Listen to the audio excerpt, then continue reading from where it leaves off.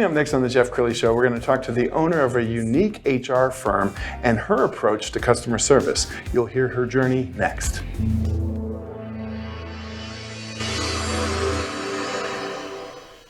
Many are predicting that the worst is yet to come, which is unfortunate, said one person here.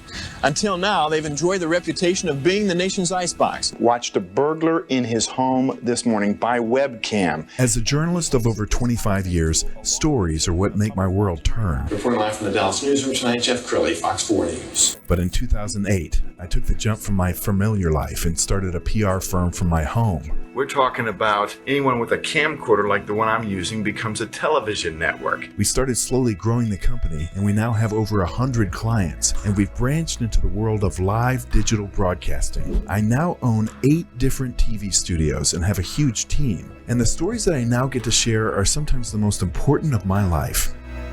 Life has a funny way of coming around full circle. This is the Jeff Crilley Show. Well, I don't think it's ever been so important for companies to have a good response when it comes to human resources. There's a myriad of problems that can crop up, especially in this post-COVID world that we work in, remote work versus in-person work. And to help untangle that mess is Dustin Jones. She's the owner of Encompass HR. Thanks for coming on the show. Thanks for having me. This is awesome. Yeah. Now, she told me before the show that one of her dreams was early on to become a news anchor. And now, in a way. Yeah, in a way.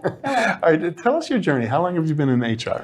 I have actually been in HR over 20 years, so 22, 23 plus years. I started when I was 10. Yes. So we want to make sure we get that right. I was going to say 5, yeah. But... Well, that's even better, but you know.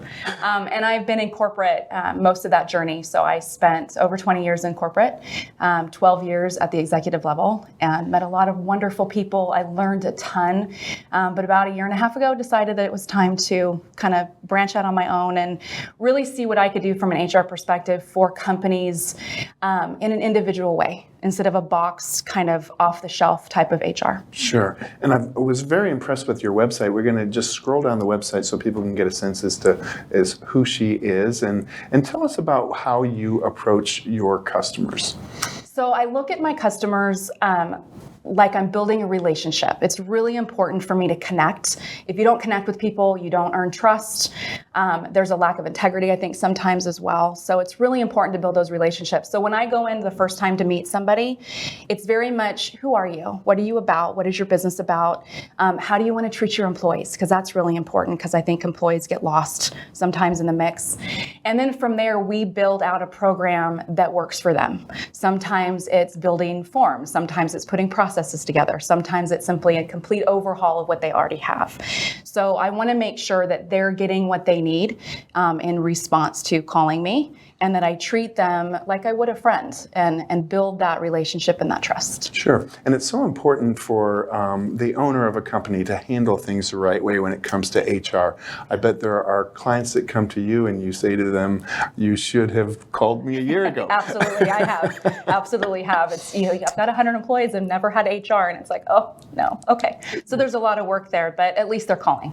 Yes, outstanding. You have a favorite client. Well, I shouldn't say favorite client, but you have a client that really touches your heart. Why don't you describe this? So the Charlotte Letter is a company out of Sherman, Texas. It's owned by a couple named Cameron and Stephanie Brooks, and they're just an amazing couple and family. And what they do is they design and manufacture adaptive clothing for children with disabilities. And it started with their own child, Charlotte. So they've named the company the Charlotte Letter after her. And their journey has just been one of endurance and family, and just they have such a desire to help that community. And I've learned as much from them, I think, as they've learned from me in the journey with their HR. And so that relationship there, I will bend over backwards to do what I can to make sure that they're successful. And I absolutely believe that in 10 years, they're going to be massive and international. And how were you able to help them? So I received a text message from Cameron saying, hey, I got your number from a friend and we just hired a couple people, but I don't know if I did it right. And so I said, let's meet. We'll sit down and go over what you did and see what you did right and see what you didn't do right. And so went in and sat with him for a couple of hours and helped him understand how hiring is so important and compliance with hiring is so important. And we were able to kind of weed out what he did right and what he didn't do right and move on from there. And he signed the contract the same day and he became my first client. So it was wonderful. Wow, I can see why that's a labor of love for you. And I mentioned off the top of the show that there's a myriad of problems that bosses can get into, everything from sexual harassment to diversity and inclusion issues. What are some of the thorny issues that you've been called upon in the last couple years that might not have been there 20 years ago? Oh, wow. I think one of the biggest questions right now that I get is, what do we do when we're recruiting with social media?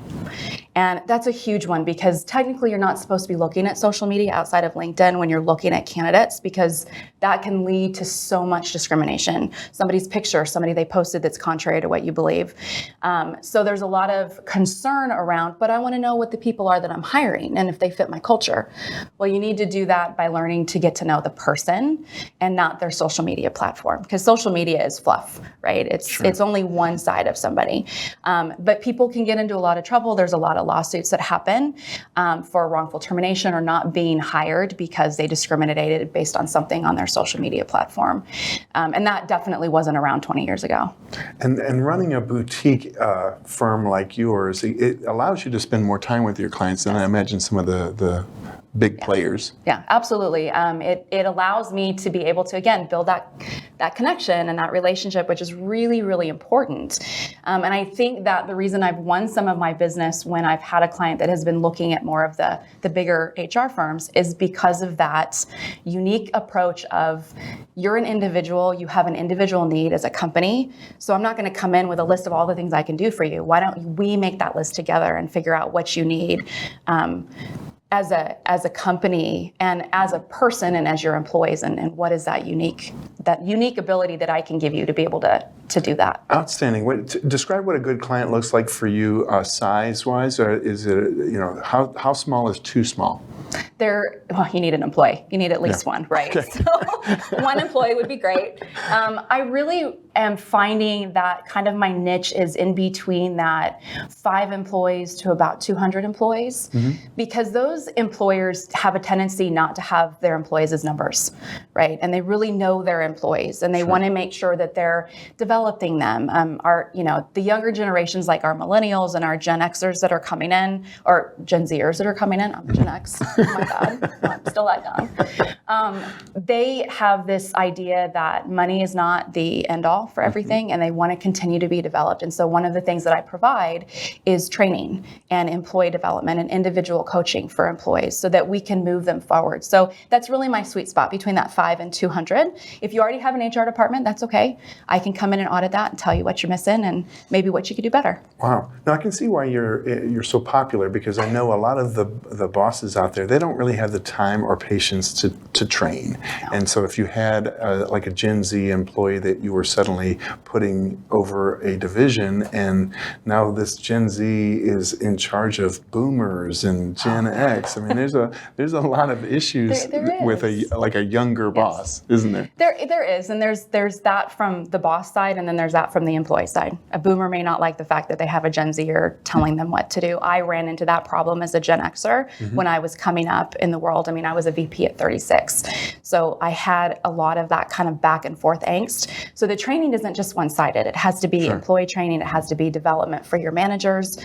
Just because you've been with a company 15 years doesn't mean you know how to manage a person, right? So there's a lot of training that can go into that. And I really enjoy the employers that are willing to put essentially their money where their mouth is and spend the money on their employees. Outstanding. We're almost out of time. So final thoughts. What would you like to leave people with?